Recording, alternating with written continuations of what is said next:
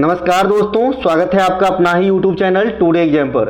दोस्तों, जैसा कि दिल्ली पुलिस और एसएससी जीडी के लिए जो कंबाइंड वीडियो सीरीज चलाई जा रही है, इसके तहत ये आगामी वीडियो आप लोगों के लिए आज ये 13वां वीडियो है।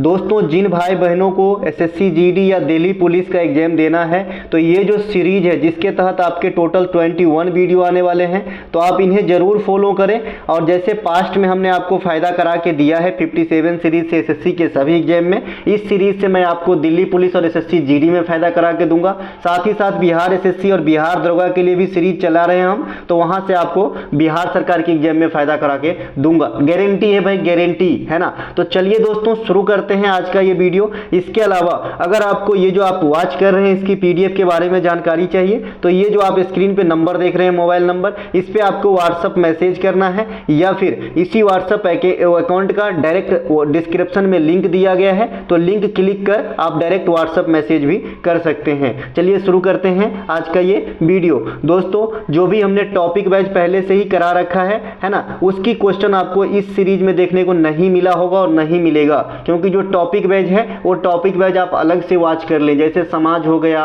पीरियोडिक टेबल हो गया, कुछ जगह की नृत्य हो गए, फसली त्योहार हो गए, ऐसे कुछ प्रश्न जो फिक्स होते हैं, जनगणना हो गए, आर्टिकल हो गए, तो वहां से कम क्वेश्चन आपको यहाँ में देखने को मिलेगा, क्योंकि हमने टॉपिक वाइज वीडियो बना दिया है। तो आप एक बार उन्हें भी जरूर देख लीजिएगा। चलिए शुरू करते हैं पहले प्रश्नों के साथ। पहला प्रश्न है, शतरंज विश्व कप 2023 के उपविजेता कौन है? Who is the runner up chess world cup 2023? तो जो शतरंज वर्ल्ड कप 2023 के उपविजेता हैं, ये आर परागनंदा है। आर परागनंदा आप सभी जानते हैं कौन है, और आर परागनंदा को अर्जुन पुरस्कार, अर्जुन अवार्ड 2022 वाला जो अभी मिला है, 25 खिलाड़ी को दिया गया है, तो इसमें एक खिलाड़ी आर परागनंदा है। टोटल शतरंज में 2 ही खिलाड़ी को अर्जुन पुरस्कार लेटेस्ट वाला मिला है, एक भक्ति कुलकर्णी को दिया गया है और एक आपका आर परागनंदा को दिया गया है। तो ये दोनों को जरूर याद रख ले, क्योंकि कम है इसमें तादाद, मात्र 2 ही खिलाड़ी हैं, और अगर अर्जुन पुरस्कार से क्वेश्चन पूछे जाते हैं, तो अगर शतरंज से आया तो यही दोनों है, ठीक है।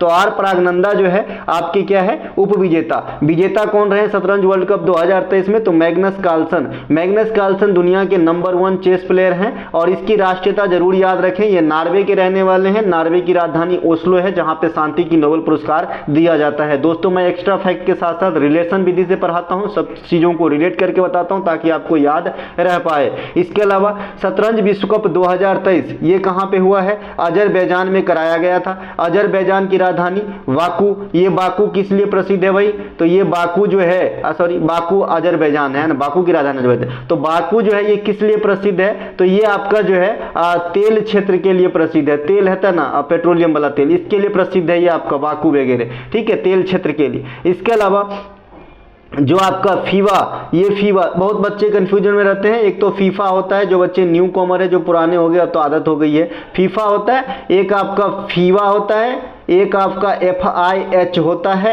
FIH होता है, SAFF साइफ होता है। ये कुछ जो है इनसे देख के डरना नहीं है, ये अलग अलग खेल को जो है करवाते हैं, ठीक है। देखिए, जैसे फीफा आपका, जैसे वर्ल्ड कप आप क्रिकेट का भी देख रहे हो, तो फुटबॉल का वर्ल्ड कप समझो फीफा। उसके अलावा ये फीवा, ये बास्केटबॉल करवाते हैं। एक आपने अभी देखा था FIH, ये क्या करवाते हैं? हॉकी वर्ल्ड कप करवाते हैं। तो इस प्रकार से है ना, तो पहले ये अंतर विवेक जरूर जाने। फीफा जो है, फीवा जो है, बास्केटबॉल विश्व कप 2023 के विजेता जर्मनी रहे हैं, और उपविजेता रहे हैं आपका सर्बिया। तो याद रखेंगे, बास्केटबॉल 2023 जो वर्ल्ड कप हुआ या फिर विश्व कप हुआ, तो इसमें विजेता जर्मनी, उपविजेता सर्बिया। यह मैच कहां पे करवाए गए? तो 3 जगह करवाए गए थे, है ना, फिलीपींस, जापान और इंडोनेशिया में, है ना, फिलीपींस, जापान और इंडोनेशिया में। मुझे यही समझ में नहीं आता कि इतना प्लेन का खर्च कैसे वहन करते हैं, एक ही जगह करवाना चाहिए। इसके अलावा विश्व एथलेटिक्स चैंपियनशिप 2023 ये कहां पे हुआ? हंगरी के बुडापेस्ट में हुआ है ना, हंगरी में जो बुडापेस्ट जगह है वहां पे हुआ है। इसके अलावा यहां पर अमेरिका सर्वाधिक पदकों के साथ पदक टैली में प्रथम स्थान पे रहा है। कहां की बात हो रही है? विश्व एथलेटिक्स चैंपियनशिप 2023 की बात हो रही है, हंगरी बुडापेस्ट की बात हो रही है ना। अब भारत के लिहाज से देखें तो भारत का रैंक यहां पे कैसा रहा है? 18वां रहा है। भारत को कितने पदक मिले हैं? तो एकमात्र पदक मिले हैं, एकमात्र मतलब 21 पदक मिला है, वो भी कौन सा? सबसे बड़का वाला गोल्ड। तो एगो गोल्ड मिला है नीरज चोपड़ा को, 21 पदक मिला है, और 18वां रैंक हासिल किया है कहां पे? वर्ल्ड एथलेटिक्स चैंपियनशिप, जो कहां पे? पे बुडापेस्ट हंगरी में हुआ है।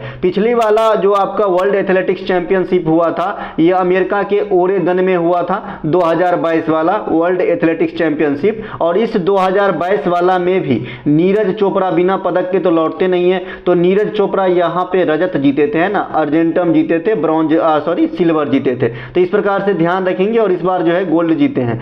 SAFF सैफ चैंपियनशिप 2023 के विजेता ये कौन है भैया? भारत हैं। और किसे उपविजेता बनाया गया था या फिर किसे हरा कर जीते? तो कुवैत को। ये मैच फाइनल वाला कहाँ हुआ था? बंगलुरु में। और बंगलुरु में जो हुआ था उस स्टेडियम का नाम क्या था? कांतिरावा स्टेडियम। और ये भारत का कैमा टाइटल है सैफ वाला, तो नामा टाइटल है, ध्यान रखेंगे। इसके अलावा शतरंज के खेल में कुल कितने ब्लॉक होते हैं? चूंकि शतरंज का खेल बेस था यहाँ पे तो इसके बारे में बताना जरूरी है। और ये भी क्वेश्चन आपके एग्जाम में आया, अगर आपको याद हो मेरा एनालिसिस अगर आप पहले से देखते आए हैं तो ये भी क्वेश्चन पूछा गया था। तो इसमें 64 ब्लॉक होते हैं जो 32-32 के 2 कलर में विभाजित होते हैं, जनरली सफेद और ब्लैक होता है, ठीक है। तो ये बात भी आपको ध्यान रखना है। इसके अलावा प्रसिद्ध धनगर नृत्य किस राज्य से संबंधित है? धनगर नृत्य का नाम है ना, the famous Dhangar dance is related to which state? तो ये गोवा से संबंधित है आपका धनगर। धनगर है ना। तो मैं ऐसा जो है धान याद रख लिया हूं। और ये जो धान आप गांव घर में देखेंगे जो चरवाहा लोग होता है, जो रास्ते पे धान की शीश गिरा होता है, हम लोग गांव में शीश कहते हैं, जो धान का एक ऐसा रहता है इसमें धान रहते हैं तो इसे शीश कहते हैं हम लोग। तो ये जो गिरा रहता है वो चरवाहा बटोरते जाता है, ठीक है। तो इसी से हम याद कर लिए हैं ये जो चरवाहा समुदाय है गोवा के अंदर, इसके द्वारा नवरात्रि के अवसर पे ये किया जाता है आपका धनगर नृत्य। देखिए नवरात्रि का अपने आप में इंडिया में अच्छा खासा महत्व है ना, और हो भी क्यों ना, है ना। तो इस नवरात्रि के अवसर पे जो नृत्य होते हैं आपसे एग्जाम में विशेष कर पूछता है कि नवरात्रि के अवसर पे अमुक जगह पे कौन सा नृत्य होता है। तो यहाँ पे आपने देखा कि गोवा में नवरात्रि के जगह फेस्टिवल के अवसर पे आपका धनगर नृत्य होगा चरवाहा समुदाय के द्वारा। वहीं पे एक नृत्य का नाम है बिरगासे। ये बिरगासे नृत्य जो है आपका कहाँ पे? कर्नाटक में होता है, दशहरा के अवसर पे ही होता है। इसके अलावा झिझिया, ये झिझिया नृत्य जो है ये बिहार में नवरात्रि के दौरान महिलाओं के द्वारा करा जाता है। और इस नृत्य का एक खासियत है कि इस पे जो है मतलब लालटेन आकार का एक जो है वस्तु को माथे पे रख के किया जाता है, ये नवरात्रि में झिझिया नृत्य, है ना। इसके अलावा डांडिया गरबा ये कहाँ पे होते हैं? तो ये गुजरात में होते हैं। वैसे इंडिया के अब ये लगभग हर जगह होने लगा है। आप देखेंगे डांडिया पंडाल बने हैं भाई दुर्गा पूजा में, ये हर जगह होते हैं। लेकिन जो फेमस है जहां से इनकी जो है ओरिजिन माना जाता है तो ये गुजरात और आपका गुजराती है, ठीक, गुजरात है, माफ कीजिएगा। महाराष्ट्र में बड़े पैमाने पे होते हैं गरबा, चूंकि मैं महाराष्ट्र में रहता हूँ तो देखते हैं, है ना। देखिए गरबा और डांडिया में क्या फर्क होती है? डांडिया जो है डंडा से खेले जाते हैं और ये जो है पूजा आरती के बाद की बात है। और पूजा आरती के पहले की जो प्रार्थना वगैरह होते हैं, ये गरबा एक नृत्य होती है जो ताली बजा के की जाती है। और डांडिया जो है 2 लकड़ी के साथ खेले जाते हैं, आप लोग भी खेले होंगे यार, है ना। इसके अलावा दुर्गा पूजा में पश्चिम बंगाल में कौन सा नृत्य किया जाता है? तो वैसे तो बहुत सारा नृत्य किया जाता है, लेकिन धनुची नृत्य भी किया जाता है आपकी दुर्गा पूजा में पश्चिम बंगाल के अंदर। देखिए इंडिया में पश्चिम बंगाल की दुर्गा पूजा सबसे फेमस है, ये आप सभी जानते हैं। गोवा के प्रमुख त्योहारों में अभी गोवा बेस्ड था तो मैं जो भी एक्स्ट्रा फैक्ट रहेगा जरूर बताऊंगा, चाहे वीडियो लेंदी हो जाए, और आपको पूरा देखना है मेरे भाई, ठीक है। मैं आपको बताया हूं ना कि 6 से 8 महीने अगर आपने मुझे जिस प्रकार से एनालिसिस के दौरान आप मुझे पसंद करते हो, एनालिसिस में मैं क्वेश्चन टकरा के देता हूं आए हुए क्वेश्चन के आधार पे, उसी प्रकार से जो मैं पहले प्रैक्टिस सेट करवाता हूं भैया उतनी ही शिद्दत के साथ करवाता हूं। अगर आपने टोटल क्लास अटेंड कर लिया तो उस समय कहने की जरूरत नहीं होगी, उस समय जो है कहने की जरूरत नहीं होगी क्वेश्चन मिलवा रहे हैं आप, ये तो अब आदत सी हो जाएगी आपको, ठीक है। तो थोड़ा दिन बिलीव करके देखिए, मैं ये नहीं कहता हूं कि मेरे से ही पढ़िए, आप जहां पढ़ते हैं पढ़िए, जिसका कोर्स ले रहे हैं लीजिए, है ना, लेकिन मेरे से भी टच में रहिए। और ये कंटेंट जो है सीधे सीधे आपको इफेक्ट डालेगा आपके जो है नंबर पे, मार्क्स पे, ठीक है भाई। चलिए गोवा के प्रमुख त्योहार में सिमगो है, घोड़े मोरनी है, तरंग मेल है, सो जोजो है। कैथोलिक त्योहार है ये सो जोजो, एक बार के एग्जाम में पूछा गया था कि ये किस समुदाय के लोग मनाते हैं, तो आप बताएंगे ईसाई समुदाय के लोग, जो कैथोलिक समुदाय के लोग होते हैं वो सो जोजो का फेस्टिवल गोवा के अंदर मनाते हैं। गोवा के अंदर आपको काफी मात्रा में ईसाई धर्म के लोग देखने को मिल जाएंगे। ये जो फुगड़ी नृत्य है ये गोवा में भी होते हैं और ये समूचे महाराष्ट्र में भी होते हैं, दोनों बात ध्यान रखेंगे, ठीक है भाई। एक घोड़े मोरनी यहाँ पे देख रहे हैं कच्ची घोड़ी भी होता है, राजस्थान के अंदर होते हैं, इस प्रकार से नाम है भाई। इसके अलावा सेलुलोज किस प्रकार के बहुलक के उदाहरण है? Cellulose in example of which type of polymer, तो ये किस प्रकार के पॉलीमर है आपका सेलुलोज? तो ये प्राकृतिक नेचुरल पॉलीमर है, प्राकृतिक बहुलक है सेलुलोज। कभी आपने देखा फैक्ट्री में सेलुलोज बन रहे हैं? नहीं। तो ये जो है ये नेचुरल होते हैं। ये कहां पे पाए जाते हैं? ये पेड़ पौधा के अंदर पाए जाते हैं। पेड़ पौधे के अंदर भी कैसे पाए जाते हैं? जैसा कि आप जानते हैं कि कोशिका भित्ति जो है, कोशिका, ये भी सभी पेड़ पौधे के अंदर नहीं पाया जाता है, तो ऐसा नहीं कि होना ही होना, ऐसा नहीं है। कोशिका भित्ति जो होता है पेड़ पौधे के अंदर, है ना, ये जंतु कोशिका में तो होते नहीं कोशिका भित्ति, ये सिर्फ पेड़ पौधे में होते हैं। तो जो कोशिका भित्ति होते हैं वहां पे आपको सेलुलोज पाए जाते हैं। उसमें भी मैंने आपको बताया है कि पादप कोशिका के अंदर भी आप सेल को दो भाग में बांट देते हैं, प्रोकैरियोटिक और यूकेरियोटिक, है ना। तो जो यूकेरियोटिक सेल होते हैं ना, उसके अंदर सेलुलोज की बनी होती है ये वाला आपका कोशिका भित्ति। स्पष्ट रूप से समझेंगे, काम आएंगे अंतर विभेद में, नहीं तो होता हुआ क्वेश्चन भी गलत हो जाता है। अगर आपने सिर्फ ग्रीस लगा के अगर निकल गया है तो थोड़ा बहुत तो ध्यान देना चाहिए। मेरे ख्याल में पढ़ाई कर रहे हैं तो जड़ खोदना चाहिए थोड़ा बहुत, ठीक है। सेलुलोज पादप कोशिकाओं में पाए जाते हैं। यह पॉलीसेकेराइड बहुलक का उदाहरण है। पॉलीसेकेराइड, मोनोसेकेराइड, डाइसेकेराइड, आप तक तो याद हो गया होगा आपको क्या क्या होता है। मोनो मतलब एक, पॉली मतलब बहुत सा, डाई मतलब दूगो, है ना। इसके अलावा पादप में पाए जाने वाले कोशिका भित्ति जो जंतु कोशिका में नहीं पाए जाते हैं, अभी बताया। और कोशिका भित्ति पादप में क्या काम करते हैं? स्ट्रक्चर प्रदान करते हैं, साथ ही साथ मजबूती प्रदान करते हैं पादपों को या फिर पेड़ पौधों को, ठीक है। तो जो यूकेरियोटिक कोशिका होते हैं उसमें सेलुलोज की बनी होती है कोशिका भित्ति, और जो प्रोकैरियोटिक कोशिका होती है उसमें कोशिका भित्ति किसकी बनी होती है? प्रोटीन और कार्बोहाइड्रेट की बनी होती है। देखिए मैंने आपसे एक दिन कहा था कि ये जो प्रोकैरियोटिक कोशिका है ये हमेशा गरीबी में जिया है और ये गरीब ही रहेगा, ठीक है। ये जो है गरीबी में जिया है और गरीब ही रहेगा। पेन को क्या हो गया, एक सेकेंड, ये गरीब है, ये कोशिका क्या है? गरीब है, गरीब, है ना। ये कोशिका जो है गरीब है, यहां चलता है यहां नहीं चलता है, ठीक है। तो ये गरीब कोशिका है भाई, इसके पास जो है हमेशा अभाव लगा होता है। जैसे माइटोकॉन्ड्रिया भी नहीं होते, बहुत सारे चीज नहीं होते, केंद्रक नहीं होते, बहुत सारे चीज नहीं होते इसके अंदर प्रोकैरियोटिक में, ध्यान रखेंगे। इसके अलावा जो अगला है हमारा पॉलीविनाइल क्लोराइड, पीवीसी। ये पीवीसी किसका बहुलक है? तो ये विनाइल क्लोराइड का बहुलक है पीवीसी, इसे ध्यान रखेंगे। 2 करोड़ बार आपके एग्जाम में आया है। बच्चे को लगता है समथिंग इज डिफरेंट है, लेकिन ऐसा कुछ नहीं रहता है। सीधा सीधा जो पॉलीविनाइल क्लोराइड है इसमें से पॉली हटाना है, विनाइल क्लोराइड का जो है ये बहुलक होता है। आइसोप्रीन क्या है? आइसोप्रीन आपका प्राकृतिक रबर का बहुलक है। आइसोप्रीन जो है नेचुरल लेटेक्स, आपने समझा होगा, है ना। जो रबर होते हैं ना उसकी जो दूध वाला अवस्था में रहता है उसे लेटेक्स कहते हैं, ठीक है। आप कोई भी रबर के प्रोडक्ट पे आप लेटेक्स लिखा हुआ जरूर देखे होंगे, है ना। तो ये जो प्राकृतिक रबर है ये आइसोप्रीन का बहुलक होते हैं। बेकेलाइट थर्मोसेटिंग बहुलक है जो फिनॉल और फॉर्मल्डिहाइड से मिलकर बनते हैं। आपने जाना होगा कि प्लास्टिक भी 2 प्रकार के होते हैं, एक थर्मोसेटिंग होते हैं, एक थर्मोस्टेट होते हैं। एक ताप दृढ़ प्लास्टिक होता है और एक ताप को जो है मतलब गला पचा के फिर से आप उसे यूज कर सकते हैं। जैसे आपने टीवी के कवर वगैरह देखे होंगे वो ताप दृढ़ प्लास्टिक के बने होते हैं। एक बार बन गया फिर कोई इस्तेमाल उसका जनरली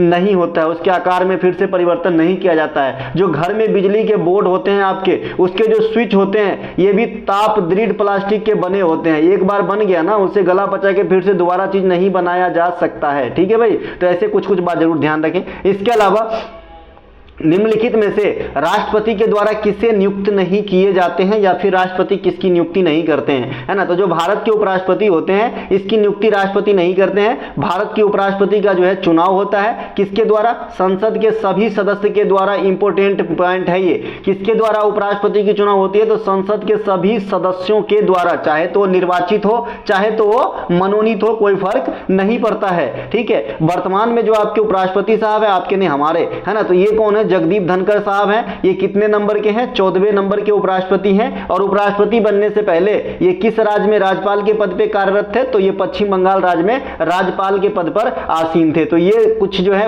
जगदीप धनखड़ साहब के बारे में। इनके अलावा भारत के राष्ट्रपति द्वारा किसकी किसकी नियुक्ति होती है? तो सबसे पहले अटॉर्नी जनरल ऑफ इंडिया, ये भारत सरकार के सबसे बड़े विधिक अधिकारी है। कल मैंने बिहार का आपका महाधिवक्ता का नाम जो है मतलब बताया था कि महाधिवक्ता कौन है करंट में बिहार के अंदर, है ना। तो जो बच्चे बिहार एसएससी की तैयारी करते हैं और वीडियो देखते हैं वो मुझे कमेंट करेंगे कि कौन है बिहार में वर्तमान में महाधिवक्ता। देखिए दोस्तों, जो बिहार एसएससी वाली जो सीरीज है ऐसा नहीं कि खाली बिहार वाले ही देखेंगे, सब देख सकते हैं, लेकिन उसमें कुछ पार्टिकुलर क्वेश्चन बिहार रीजन से ही होगा क्योंकि बिहार का एग्जाम है, तो उसे इग्नोर कर सकते हैं, बाद बाकी सभी चीज आप देख सकते हैं, ठीक है। तो महान्यवादी, है ना, इसकी नियुक्ति राष्ट्रपति करते हैं। राज्यपाल की नियुक्ति भी राष्ट्रपति करते हैं। सुप्रीम कोर्ट के सभी जजेस की नियुक्ति जो है राष्ट्रपति के द्वारा ही किया जाता है। यूपीएससी के सदस्य और अध्यक्ष दोनों की नियुक्ति कौन करते हैं? राष्ट्रपति करते हैं। भारत में नियंत्रक एवं महालेखा परीक्षक कैग की नियुक्ति कौन करते हैं? राष्ट्रपति करते हैं। ये सभी के सभी नियुक्तियां जो हैं ये किसके द्वारा किया जाता है? तो ये भारत के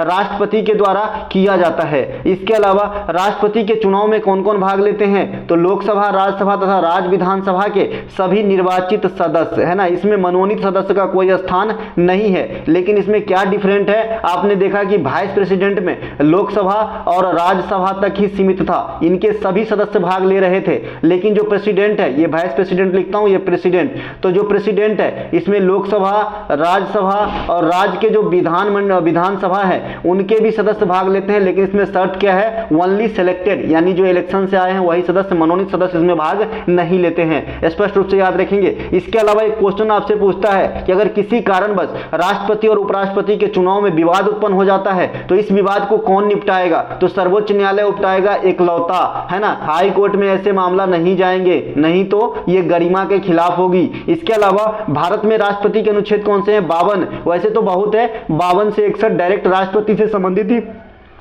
आर्टिकल है। इसके अलावा बात करेंगे तो 72 राष्ट्रपति के क्षमादान से हो जाएगा, 108 राष्ट्रपति के ज्वाइंट सीटिंग बुलाने से हो जाएंगे, है ना, 280 वित्त आयोग के गठन से हो जाएंगे, 76 महान्यायवादी के गठन से हो जाएंगे। इसके अलावा बहुत सारे 1, 2, 3 राष्ट्रपति के अध्यादेश से हो जाएंगे। लेकिन जो पद है कि राष्ट्रपति होंगे इंडिया के अंदर, ये आपका 52 में मिलेगा और अनुच्छेद 63 में आपको क्या मिलेगा? उपराष्ट्रपति के पद, है ना। तो ये बात भी आपको ध्यान रखना है। चलते हैं आगे। अगला है राष्ट्रपति क्या होता है? ये बचकाना क्वेश्चन है। तीनों सेनाओं का प्रमुख होता है, ये आप सभी जानते हैं। संसद के अभिन्न अंग होते हैं, क्योंकि भारत का संसद लोकसभा, राज्यसभा और प्रेसिडेंट से मिलकर बने होते हैं। ये बात ध्यान रखेंगे।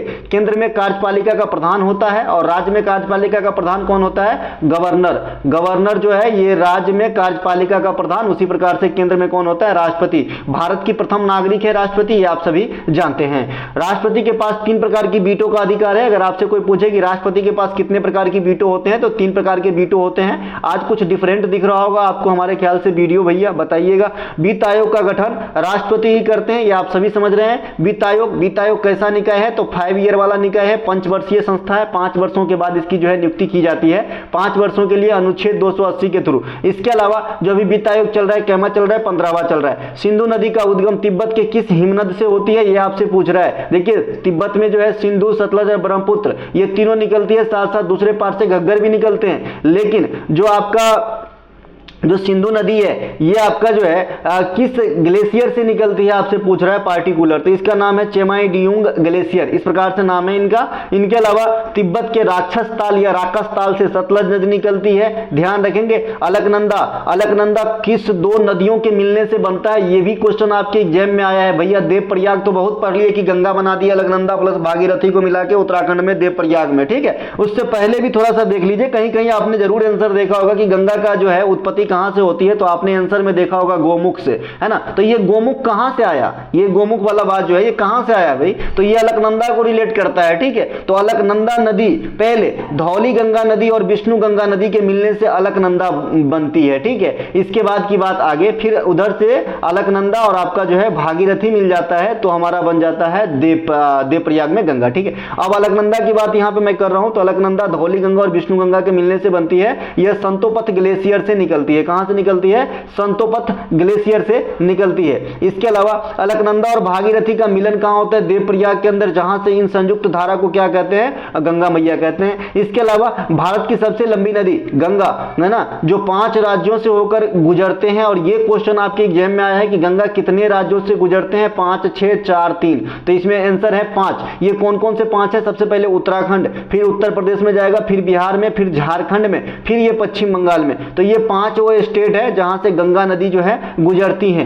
ना। गंगा की जो अंतिम सहायक नदी है जो भारत में फ्लो होती है, ये आपका महानंदा है ना। ये बात ध्यान रखेंगे। और गंगा नदी जिस प्रकार से 2 धाराओं से मिलकर बनी होती है, अंत में जाने के बाद पश्चिम बंगाल में 2 धाराओं में फिर बट जाती है। एक धारा जो इंडिया में रहती है इसे हुगली कहते हैं, और एक धारा जो बांग्लादेश में जाता है उसे पद्मा कहते हैं, और उधर से ब्रह्मपुत्र आके इसमें मिल जाता है, तो इस संयुक्त धारा को बांग्लादेश के अंदर ही है जो मेघना कहते हैं। तो इस प्रकार से आप इसे जरूर जानेंगे। इसके अलावा नमामि गंगा कार्यक्रम, नमामि गंगा कार्यक्रम जो है ये आपका 2014 में स्टार्ट हुआ था। ये गंगा सफाई अभियान था। मोदी मंत्रिमंडल जो जैसे ही मोदी जीते थे उसके बाद जो है इनको जो है लॉन्च करा था। पश्चिम बंगाल में गंगा नदी को भागीरथी के नाम से ही जानते हैं, तो कहीं कहीं जो है आप गंगा नदी को भागीरथी नाम भी देखते होंगे। वहीं पर बांग्लादेश में गंगा नदी को पद्मा के नाम से, और जब गंगा में ब्रह्मपुत्र की धारा समा जाती है तो संयुक्त जलधारा को मेघना के नाम से बांग्लादेश के अंदर। ठीक है, गंगा नदी की भारत में रह जाने वाली धारा को हुगली कहते हैं। मैंने अभी बताया कि दो धारा में जो है पुनः बट जाते हैं, मतलब बांग्लादेश में प्रवेश करने से पहले। तो जो इंडिया में रहते हैं उसे हुगली कहते हैं, और जो आपका निकल जाती है मतलब बाहर यानी बांग्लादेश चली जाती है उसे हम कहते हैं भैया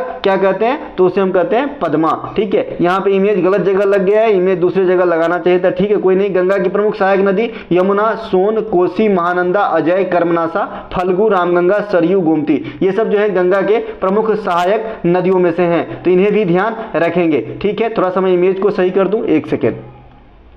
आगे आपका ओरिजिनल इमेज ये रहा गंगा, जो आपकी सहायक नदी की हमने बात करा, आपके सामने है सहायक नदी। आप देख सकते हैं कौन कौन से सहायक नदी है। और ये जो मैंने बात कर रहा था कि जो इंडिया में रह जाती है धारा, इसे हम हुगली कहते हैं। ये देखिए ये वाला धारा हुगली है, और ये बांग्लादेश में प्रवेश कर गया, इसे हम कहते हैं पद्मा।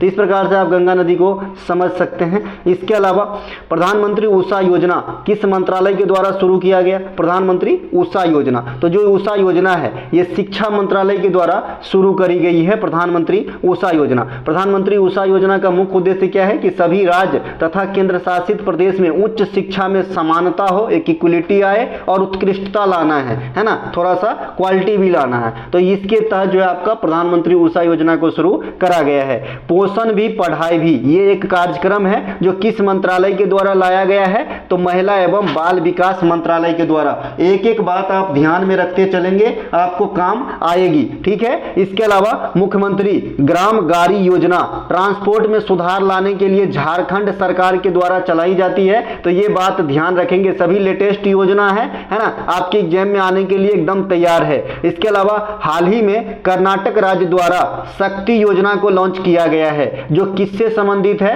तो जो महिलाओं को बस में, वहां के जो सरकारी बस है उसमें फ्री ट्रेवल से संबंधित है आपका शक्ति योजना। किस राज्य में चलाया गया है? कर्नाटक में, है ना। कर्नाटक में कौन सी भाषा बोली जाती है? आप लोग कमेंट करेंगे, ऑप्शन देता हूं, तेलुगु, तमिल, मलयालम, कन्नड़। ठीक है, ये आपके चार भाषा है ना, बताइएगा जरूर, है ना। ये सभी क्लासिक भाषा का नाम है, सभी साउथ के जो भी भाषा है सभी क्लासिकल भाषा है। नाबार्ड द्वारा स्वयं सहायता समूह को डिजिटल जो आपका मतलब डिस्प्ले करने के लिए, मतलब पारदर्शिता लाने के लिए जो संबंधित योजना चलाया गया है, इसका नाम ई शक्ति है। 100 डेज 100 पे, विजन 2025, ये दोनों पहल किसके द्वारा चलाए जा रहे हैं? तो आरबीआई के द्वारा चलाया जा रहा है। ठीक है, चलेगा। अगला प्रश्न देखते हैं, सल्तनत काल में किस शासक के द्वारा स्वर्ण सिक्का, सल्तनत काल में किस शासक के द्वारा स्वर्ण सिक्का जो टोकन टाइप में था जारी किया गया, जिसे दिनार कहा गया था? देखिए सल्तनत काल में जो है आपका जो सल्तनत काल की ईस्वी है 1206 ईस्वी से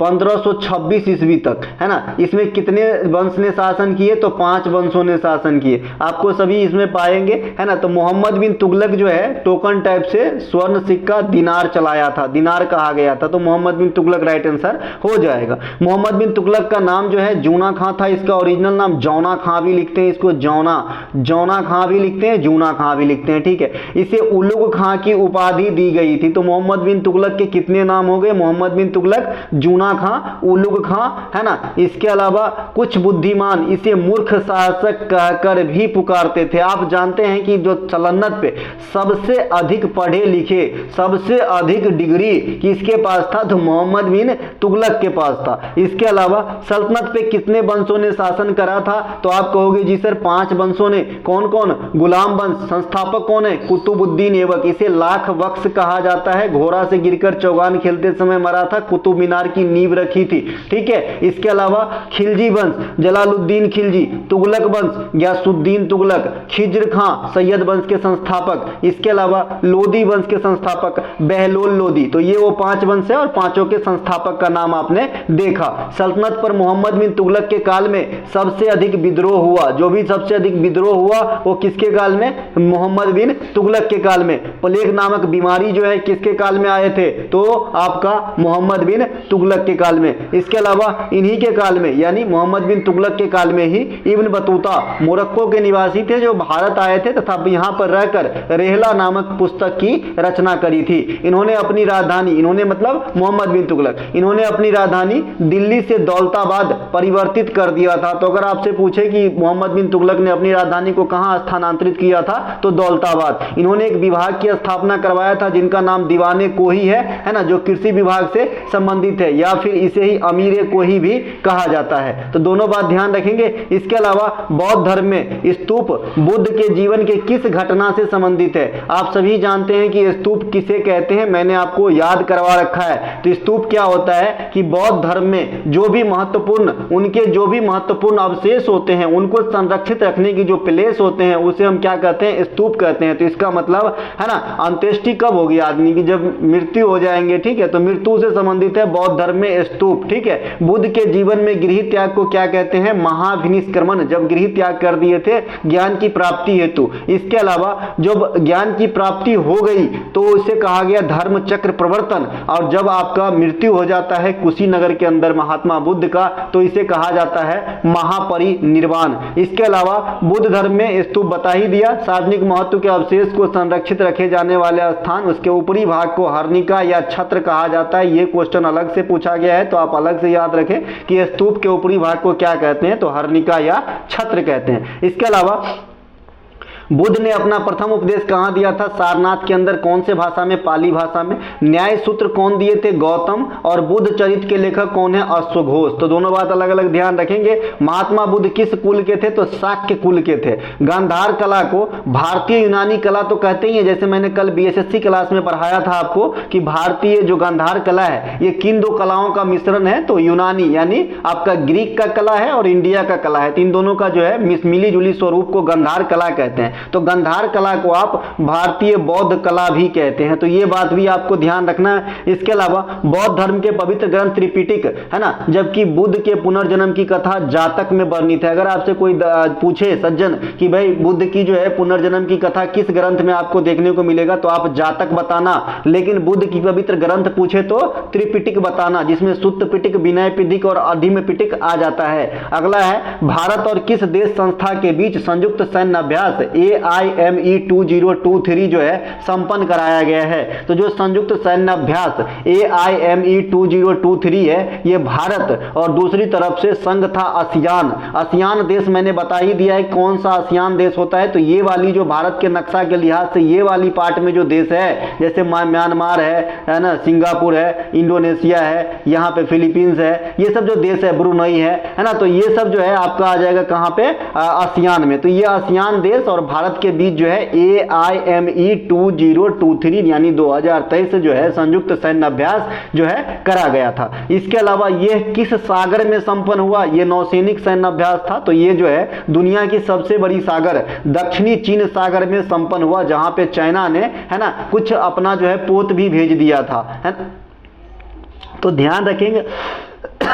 इसके अलावा यहाँ पे एक चीज छूट रहा है आप लोगों से, देख लीजिए, दुनिया की सबसे बड़ी सागर दक्षिणी चीन सागर है, जरूर ध्यान रखें। इसके अलावा इन संयुक्त सैन्य अभ्यास में भारत की तरफ से कौन कौन से पोत भाग लिए थे? तो INS दिल्ली और INS सतपुरा। तो ये बात भी ध्यान आप रख सकते हैं। इसके अलावा आसियान के वर्तमान देश में सदस्यों की संख्या 11 हो गई है। मैंने पहले ही बताया है तिमोर लेस्टे को जो है सार्वजनिक रूप से मान्यता दे दी गई है। पहले आसियान में 10 देश हुआ करता था, अब जो है 13 सदस्य माना जाता है। आसियान की मुख्यालय जकार्ता के अंदर है और इसके सदस्य पुराने की बात करें तो हो जाएगा Brunei, Cambodia, Indonesia, Laos, Malaysia, Myanmar, Philippines, Singapore, Thailand, Vietnam और इसके अलावा एक तिमोर लेस्टे। तो इस प्रकार से जो है 11। इसके अलावा मालाबार 2023 ये क्वाड देश के बीच संयुक्त सैन्य अभ्यास है। अब क्वाड तो आप जानते हैं ना, ऑस्ट्रेलिया, जापान, भारत, अमेरिका, इस प्रकार से है ना, तो इनके बीच जो है ये संयुक्त सैन्य अभ्यास है जो 2023 में ही कराए गए हैं और ये सिडनी में कराए गए हैं। और सिडनी कहाँ पे है? ऑस्ट्रेलिया में स्थित है। 7वीं है ना शताब्दी के प्रारंभ में राजा हर्षवर्धन ने अपने किस भाई के मृत्यु के पश्चात थानेश्वर की गद्दी पर बैठा था? आप जानते हैं कि राजा हर्षवर्धन है ना अपनी भाई राज्यवर्धन की जब मृत्यु हो गई तो उनके जगह पे गद्दी यानी जो है शासन व्यवस्था को संभाला था। हर्षवर्धन प्रारंभिक राजधानी कहाँ था? थानेश्वर। बाद में हर्षवर्धन की दूसरी राजधानी कन्नौज हुआ। इसीलिए आपसे पूछता है एग्जामिनर क्वेश्चन कि हर्ष की द्वितीयक राजधानी कहाँ थी, तो आपको बताना है जी कन्नौज। कहाँ? कन्नौज। पहला थानेश्वर। ठीक है। हर्षवर्धन अपनी जो है धार्मिक सभा कहाँ बुलाते थे? तो प्रयाग में बुलाते थे, ध्यान रखेंगे, प्रयाग, इलाहाबाद। इसके अलावा हर्षचरित्र के लेखक कौन है? बाणभट्ट है। जबकि हर्षवर्धन खुद उच्च क्वालिटी का राइटर था तो इन्होंने नागानंद, रत्नावली और प्रियदर्शिका ये 3 किताब भी लिखे। कौन? हर्षवर्धन स्वयं। ठीक है। इसके अलावा हर्षवर्धन ने हेनसांग के सम्मान में कन्नौज सभा का गठन किया था, तो ये बात भी ध्यान रखेंगे। कन्नौज उनके राजधानी थे और हर्षवर्धन की जो है स्वागत में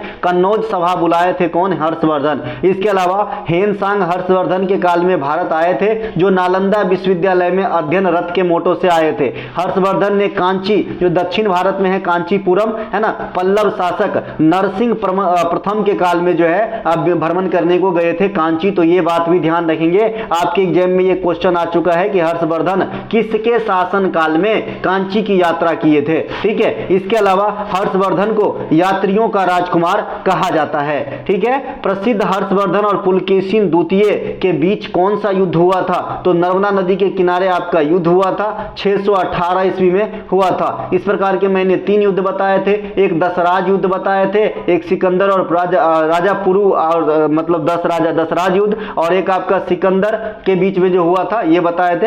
इसके अलावा एक आपका जो है ये हर्षवर्धन और पुलकेशिन वाला बताए थे 618 में। तो यही वो 3 युद्ध है जिससे नदी डिमांड करता है एग्जामिनर आपसे कि किस नदी के किनारे हुआ था, तो जरूर बताइएगा एग्जाम में जब भी क्वेश्चन आए। ठीक है। राजा सुदास और दशराज के बीच हुआ था दशराज युद्ध। ठीक है। इसके अलावा राजा पुरु और सिकंदर के बीच पोरस की लड़ाई हुआ था।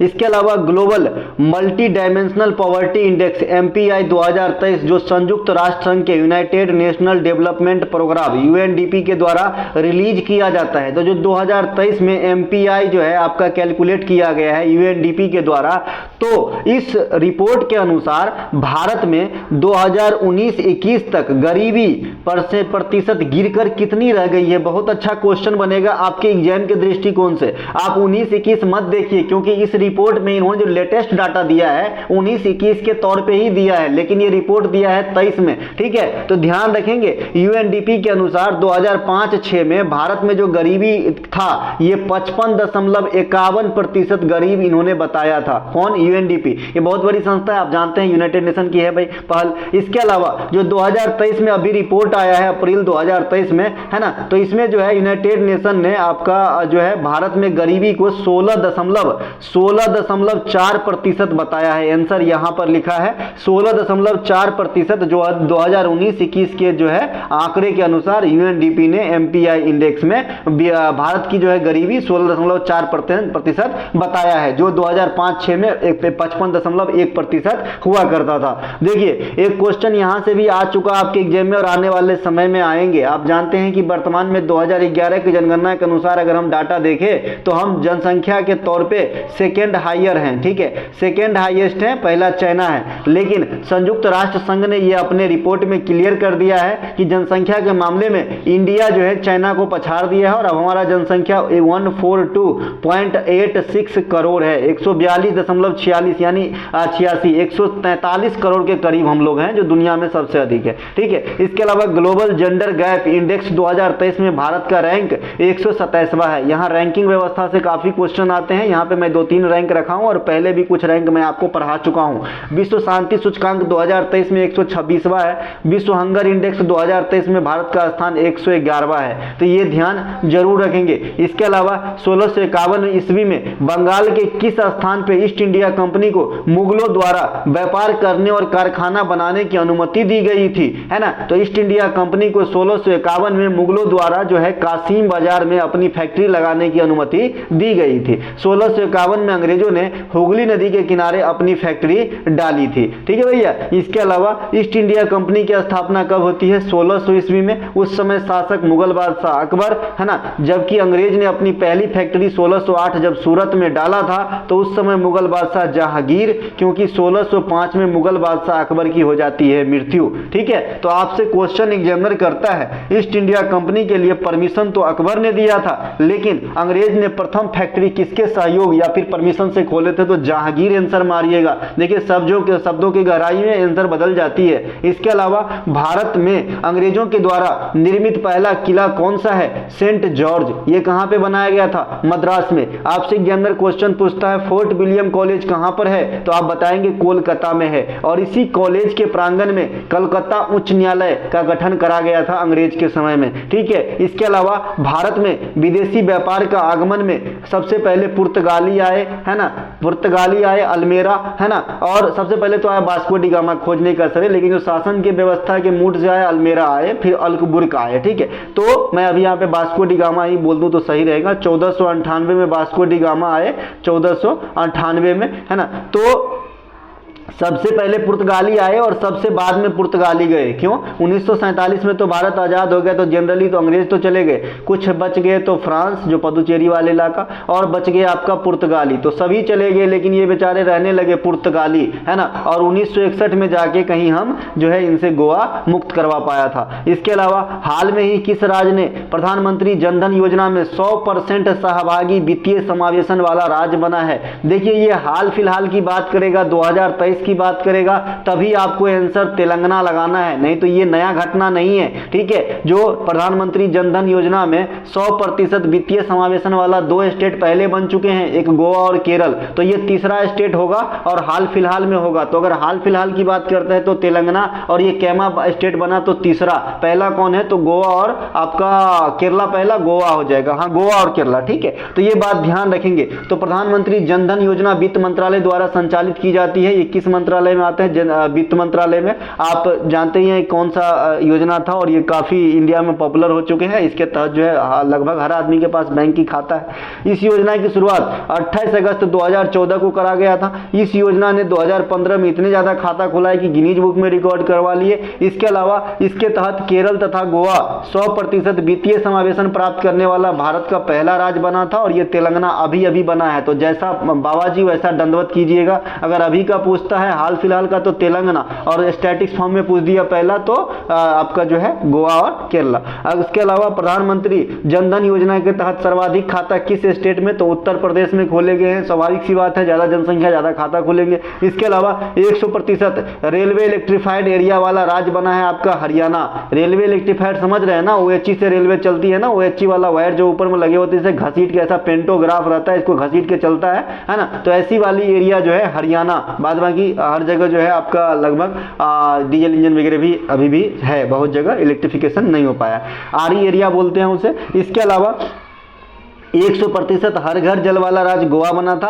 100% साक्षरता वाला राज्य जो है केरल बना है। तो ये सब ध्यान रखेंगे। इसके अलावा जो प्राचीन क्वेश्चन है कुछ उसे भी ध्यान रखेंगे। जैसे भारत का प्रथम राज्य जैविक वाला सिक्किम, है ना। बच्चों के लिए बजट पेश करने वाला प्रथम राज्य मध्य प्रदेश। प्रथम जातिगत जनगणना कराने वाला राज्य बिहार। प्रथम एडवोकेट प्रोटेक्शन बिल पास करने वाला राज्य राजस्थान। तो ये कुछ एक बात जो है जरूर ध्यान रखेंगे। प्रथम डिजिटल राज्य केरल। प्रथम डिजिटल केंद्र शासित प्रदेश जम्मू कश्मीर, है ना।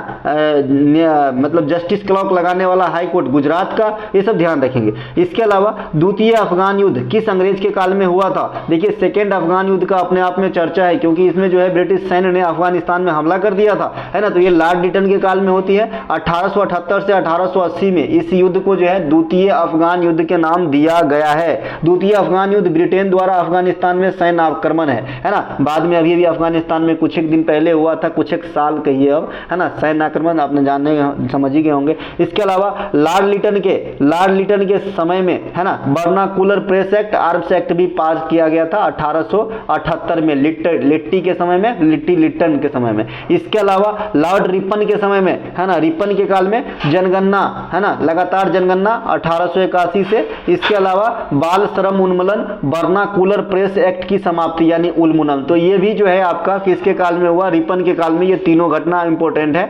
सती प्रथा का उन्मूलन, या भी जो भी कुरीतियां थी हमारे समाज में उसको अगर जो नाश किया, कोई सबसे अच्छा कोई काम किया तो वो विलियम बेंटिक ने किया है। 1829 की ये घटना है, ठीक है। इसमें राजा राम मोहन राय सहयोग करते थे इनका। इनके अलावा संथाल विद्रोह, यह एक ऐतिहासिक विद्रोह है, और ऐतिहासिक जो आपका सिपाही विद्रोह हुआ था 1857 में, यह भी लॉर्ड कैनिंग के काल में ही हुआ था। जो संथाल विद्रोह है ना, ये 1855 में हुआ था सिद्धू कान्हू के द्वारा। 1857 में गदर हुआ था, यह तो आप सभी जानते हैं। 1857 की क्रांति से आप सभी जो है भली भांति परिचित है ना। तो ये दोनों हुआ था आपका कैनिंग के काल में, और कैनिंग जो है इंडिया में गवर्नर जनरल के बाद प्रथम वायसराय बन गया था। इसके अलावा रेलवे, डाक, तार, राज हड़प नीति, ये तीनों किसके काल में, डलहौजी के काल में। बंगाल विभाजन, मुस्लिम लीग, ये सब किसके काल में, कर्जन के काल में। कांग्रेस की स्थापना डफरिन के काल में। सांप्रदायिक चुनाव मिंटो के काल में। जलियांवाला बाग हत्याकांड, रॉलेट एक्ट, चेम्सफोर्ड के काल में। तो ये कुछ अंग्रेज है जो अच्छे और बुरे काम के लिए आपसे एग्जाम में क्वेश्चन करवा लेता है, तो इसे जरूर ध्यान रखें। इनके अलावा किस भारतीय बंदरगाह को सागर श्रेष्ठ अवार्ड 2023 से सम्मानित करा गया है। सागर श्रेष्ठ अवार्ड 2023 कोचीन पोर्ट को मिला है, क्योंकि ये टाइम के जो है ना काफी पाबंदी दर्शाते हुए काम किए हैं, तो इनको दिया गया है। वर्तमान में जहाज रानी मंत्रालय के मंत्री कौन है, सर्बानंद सोनोवाल है, तो इसे भी जरूर ध्यान रखेंगे, क्योंकि आपसे जो है इलेक्ट्रिफिकेशन की मंत्री यानी इलेक्ट्रिक मंत्री और ये मंत्री काफी पूछता है एग्जामिनर। भारत में पश्चिमी तट के बंदरगाह की बात करेंगे, है ना, तो कौन कौन से हैं भाई, है ना, कांडला बंदरगाह, जवाहरलाल नेहरू बंदरगाह, कोचीन बंदरगाह लिखा है, ये चीन अलग हो गया तो मेरे को गलत हो गया। कोचीन बंदरगाह, कांडला बंदरगाह, जवाहरलाल नेहरू पोर्ट ट्रस्ट, मार्मा गोवा, ये सभी के सभी पश्चिमी तटीय बंदरगाह है, यानी अरब सागर के किनारे स्थित बंदरगाह है, अगर इंडिया की नक्शा इस प्रकार से यहाँ पे तमिलनाडु को रखे तो। इसके अलावा भारत के पूर्वी तट की बंदरगाह की बात करें तो विशाखापट्टनम, तूतीकोरिन, चेन्नई, एन्नौर, पारादीप, हल्दिया, है ना। तो इस प्रकार से जो है बंदरगाह पूर्वी तट के और पश्चिमी तट को आपको याद रखना है। पूर्वी तट मतलब बंगाल की खाड़ी वाला बात, और कुछ तो मतलब एक्सेप्शन भी है। इसके अलावा भारत में कांडला बंदरगाह को मुक्त व्यापार क्षेत्र जो है घोषित किया गया है, ये बात ध्यान रखेंगे। कांडला बंदरगाह को ज्वारीय बंदरगाह कहते हैं, और जो मैनग्रोव प्रकार के वन होते हैं जो आपके सुंदर वन डेल्टा में, इसे ज्वारीय वन कहते हैं, तो इन्हें भी ध्यान रखेंगे। अगर आपसे कल होके पूछे कि भाई ज्वारीय वन किसे कहते हैं, तो मैनग्रोव वन को कहते हैं, ठीक है। इसके अलावा वर्तमान में देश में कितने बड़े बंदरगाह हैं, इंपॉर्टेंट रहेगी, तो 13, 12 + 1 कर लीजिएगा। 12 में पूरी तरीके से सरकार का कमांड है, जबकि एक में जो है मतलब जो है निजी क्षेत्र का कहा जाएगा, ठीक है। इसके अलावा 205 कम महत्व के बंदरगाह है, मतलब छोटे छोटे बंदरगाह हैं। इसके अलावा किस भारतीय राज्य में 14वां क्लीन एनर्जी मिनिस्ट्रियल मीटिंग 2023 संपन्न कराया गया? तो clean energy ministerial meeting CEM की बैठक 2023 में कहां पे हुआ है? तो ये गोवा में हुआ है। ये सिर्फ इंडिया लेवल पे ही नहीं होते, इसमें विदेशी लोग भी आते हैं, विदेश भी शामिल होते हैं, तो ये भी इंपॉर्टेंट है। जैसे आप जो सोलर अलायंस है, तो इसे भी हल्के में न ले, गुरुग्राम में मुख्यालय है, इसका मतलब ये हल्का संस्था नहीं है, ठीक है भाई। तो ऐसे क्वेश्चन को जो है इग्नोर ना करें। तो ये गोवा में हुआ है। क्लीन एनर्जी मिनिस्ट्रियल जो मीटिंग है ये 19 से 22 जुलाई 2023 के बीच गोवा में हुआ है। और G20 का बैठक तो दिल्ली में समझते हैं। इस बैठक की जो विषय है इसमें बताया गया था, जो थीम बोलते हैं उसे ना, तो स्वच्छ ऊर्जा को एक साथ आगे बढ़ाना, ये विषय वस्तु रखा गया था या थीम रखा गया था। CEM, अब मैं इसी की बात कर रहा हूँ, क्लीन एनर्जी मिनिस्ट्रियल मीटिंग की। तो वर्तमान में इसमें कितने सदस्य देश हैं? तो 29 सदस्य देश हैं, जिसमें 28 तो देश हैं और एक आपका यूरोपीय आयोग है। तो यूरोपीय आयोग का पूरा और एक 28 देश, तो 29 मान के चलिए सदस्य हैं, ठीक है। इनके अलावा वर्तमान में भारत के केंद्रीय विद्युत और नवीन और नवीकरणीय मंत्री कौन है? ऊर्जा मंत्री, तो ये आपका RK सिंह है। मैं यही बता रहा था कि विद्युत मंत्री आपसे बार बार पूछ लेता है, जरूर ध्यान रखिएगा, RK सिंह है। 37वें राष्ट्रीय खेल का आयोजन कहाँ हो रहा है? तो गोवा में, अब तो संपन्न भी हो गए। इसके अलावा निम्नलिखित में से किस क्रांतिकारी को काकोरी कांड एक षड्यंत्र केस 1925 के लिए फांसी की सजा नहीं दी गई थी, है ना। तो जो काकोरी कांड के लिए फांसी की सजा नहीं दी गई थी ये भगत सिंह साहब है। भगत सिंह साहब को बाद में फांसी मिली है ना, और जो असेंबली में बम फेंका है वहां से गिरफ्तार होकर मामला आगे बढ़ा है, ठीक है। काकोरी ट्रेन और सैंडर्स की हत्या भी है ना कहीं ये भी है। तो काकोरी ट्रेन एक्शन 1925 में हुआ था। इसमें राम प्रसाद बिस्मिल साहब, अशफाक उल्ला खान साहब, रोशन सिंह साहब और राजेंद्र लाहिरी साहब को जो है फांसी की सजा अंग्रेज के द्वारा दिया गया था। इसके अलावा भगत सिंह साहब को फांसी जो है 23 मार्च 1931 को दिया गया था, है ना। इसके अलावा भगत सिंह और बटुकेश्वर दत्त, है ना, असेंबली में बम कब फेंके थे? 8 अप्रैल 1929 को। तो ये बात ध्यान रखेंगे। सचिंद्र सन्याल तथा उनके सहयोगी के द्वारा 1924 में हिंदुस्तान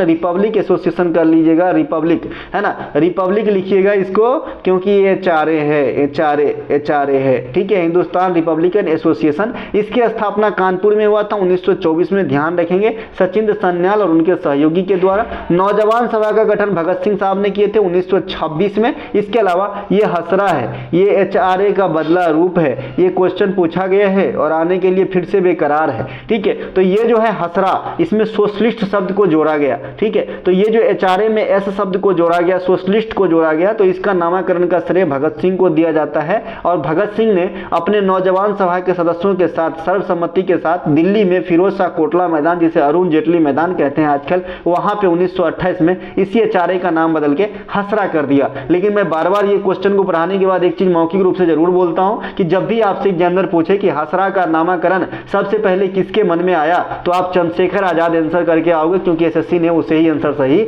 माना है। भगत सिंह 1927 में सैंडर्स को गोली मारा था, है ना। इसके अलावा देवगढ़ का दशावतार मंदिर किस राज्य में स्थित है? तो ये ललितपुर उत्तर प्रदेश में स्थित है। गुप्त काल की मंदिर मानी जाती है, पुराने मंदिर है। इसके अलावा भीतरगांव का कृष्णा मंदिर, ये कानपुर उत्तर प्रदेश में है, अभी अभी आपके एग्जाम में आके गया। इसके अलावा भुमरा का शिव मंदिर, ये कहाँ पे है? सतना जिला मध्य प्रदेश में है। कंदरिया महादेव मंदिर, ये कहाँ पे है? खजुराहो मंदिर के अंदर में सबसे बड़ी मंदिर कंदरिया महादेव का मंदिर है। पिपरिया का विष्णु मंदिर, ये कहाँ पे है? मध्य प्रदेश में है। ओरछा का राम राजा मंदिर, ये कहाँ पे है? मध्य प्रदेश में है। विरूपाक्ष मंदिर हम्पी कर्नाटक में है। विष्णुपद मंदिर गया बिहार में है, जहां लोग पितृपक्ष श्राद्ध वगैरह कराने आते हैं। देखिए आज मैं ऐसे मंदिर को रखा हूं जो ज्यादा महंगा नहीं होते हुए भी आपके एग्जाम में आता है। जैसे बालाजी मंदिर की बात करेंगे, बहुत महंगा मंदिर है ना। जैसे आप पटना की महावीर मंदिर की बात कर लो तो बिहार लेवल पे काफी महंगा मंदिर है, ठीक है। तो ऐसे नहीं जो मंदिर तो है पुराने हैं, लेकिन उतने ज्यादा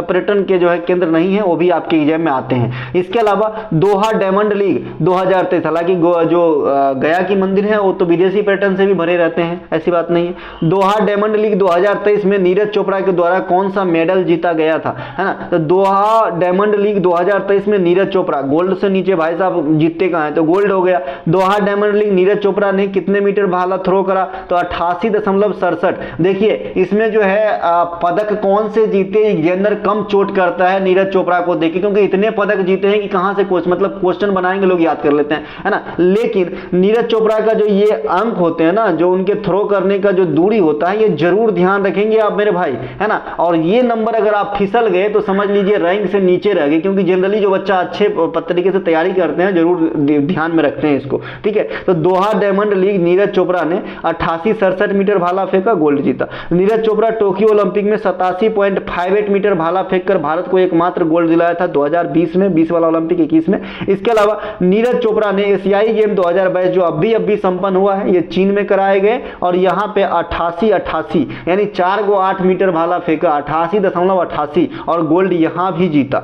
2022 विश्व एथलेटिक्स चैंपियनशिप में नीरज चोपड़ा ने 88.13 मीटर भाला फेंक के रजत अपने नाम हासिल किया था पिछले साल, और 2023 में अभी गोल्ड आया है 88.77 मीटर भाला फेंक के। कहां पे हुआ है ये, है ना, बुडापेस्ट में। ये वाला जो है 2023 वर्ल्ड चैंपियनशिप, जो मैं पहले स्लाइड में क्वेश्चन में इसका डिस्कशन दे चुका था, तो वहां पे 88.77 मीटर भाला फेंके हैं। तो ये नीरज चोपड़ा का कुछ आंकड़ा। वैदिक काल में राजा अपनी जनता से जो टैक्स वसूल करते थे उसे क्या कहा जाता था, ठीक है, तो उसे कहा जाता था वली, है ना, वली। इसके अलावा वैदिक युग में राजा को क्या कहते थे? गोपति, गो माने गाय और पति मतलब स्वामी, तो जो गाय के स्वामी है वही राजा होते थे, क्योंकि उसमें गाय की काफी ज्यादा वैल्यू है, आज भी वैल्यू है, गाय हमारी माता है भाई। इसके अलावा भारतीय प्रतीक पर वर्णित सत्यमेव जयते मुंडक उपनिषद से लिया गया है। तो ये बात ध्यान रखेंगे। इसके अलावा वेद 4 है, ऋग्वेद, यजुर्वेद, सामवेद, अथर्ववेद। ये आप सभी जानते हैं, सबसे प्राचीन ऋग्वेद है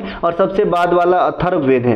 यज्ञ के जो सूत्र हैं ये आपको कहाँ पे मिलेंगे, तो ये यजुर्वेद में मिलेंगे। और एसएससी के एसएससी सीजीएल में आया हुआ ये क्वेश्चन है और अच्छा बच्चा जो है अथर्ववेद इसका आंसर लगा दिया, जो बिल्कुल सरासर गलत है। मैंने आपको ये क्वेश्चन, अगर आपने मेरी एनालिसिस देखा होगी तो पहले भी सही कर सकते थे। बताइए कैसे? मैंने आपको बताया था कि जो भी अपन थोड़ा अलग नजरिए से देखते हैं, जैसे जादू, टोना टटका, है ना, जो भी थोड़ा अलग नजरिए से देखते हैं ये अथर्ववेद में है। जो हम एकदम शुद्ध भाव से देखते हैं ये अथर्ववेद में नहीं है। कर्मकांड, तो कर्मकांड का ज्ञान हमें कहां से मिलता है? यजुर्वेद से मिलता है मेरे भाई, है ना। तो यज्ञ की सूत्र कहां से मिलेंगे? यजुर्वेद से मिलेंगे, ठीक है। इसके अलावा भारतीय संगीत के जनक सामवेद है, जादू टोना टोटका वाली वेद अथर्ववेद है, गायत्री मंत्र, 10 राज युद्ध का वर्णन ये आपको कहां पे मिलेगा? ऋग्वेद के अंदर मिलेगा। ऋग्वेद में गंगा का कितनी बार चर्चा है? तो एक बार, है ना। सर्वाधिक बार किस नदी की चर्चा है? सरस्वती नदी की चर्चा है। ऋग्वेद जो पढ़ने वाले जो पंडित होते हैं उसे क्या कहते हैं? होत्र कहते हैं या फिर होता कहते हैं। तो होत्र ज्यादातर आपको देखने को मिलेगा।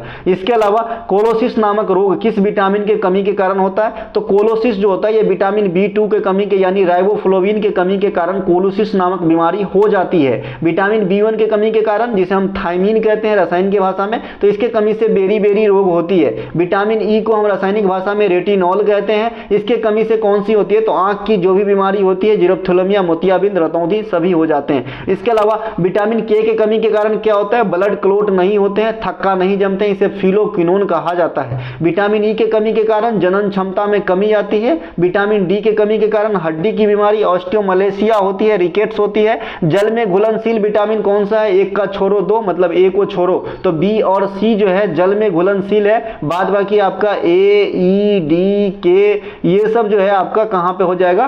फैट सोलुबल आपका विटामिन है। इसके अलावा विटामिन का निर्माण शरीर में नहीं होती है, ये अच्छे से ध्यान रखिएगा। लेकिन अपवाद है आपका विटामिन डी। विटामिन डी का संश्लेषण शरीर में हो सकता है, अन्य किसी विटामिन का नहीं होता है। साथ ही साथ विटामिन आपको एनर्जी नहीं देता है, ये बात भी ध्यान रखेंगे। तो फिर जरूरी क्यों है? तो इंटरनल उपक्रम के लिए या फिर उपापचय प्रक्रम कहिए इसे, इसके लिए जरूरी है। साकेवा त्योहार सिक्किम में किस समुदाय के लोगों के द्वारा मनाया जाता है? तो किरात खंभू समुदाय के लोग जो सिक्किम में निवास करते हैं इसके द्वारा साकेवा फेस्टिवल का आयोजन करा जाता है, ठीक है। इसके अलावा ये जो साकेवा है ये मैं बता दिया किरात खंभू के द्वारा। इसके अलावा सिक्किम में मनाए जाने वाली सोनम लोसांग ये त्योहार का नाम है। देखिए आपने जनरली लोसांग पढ़ते हैं, है ना, तो इसमें इसका एक पार्ट है सोनम लोसांग। ये क्या होता है? ये भूटिया समुदाय का नव वर्ष है जो सिक्किम में मनाते हैं। और इसमें एक क्वेश्चन बन गया है कि ये किस जो है महीने में मनाते हैं और कौन से कैलेंडर के अनुसार मनाते हैं। तो ये जो सोनम लोसांग त्योहार है ये चंद्र कैलेंडर के अनुसार उनके 10वें महीने में मनाया जाता है। जो आपका भूटिया आपने बैचुंग भूटिया का नाम सुना होगा ना, है ना।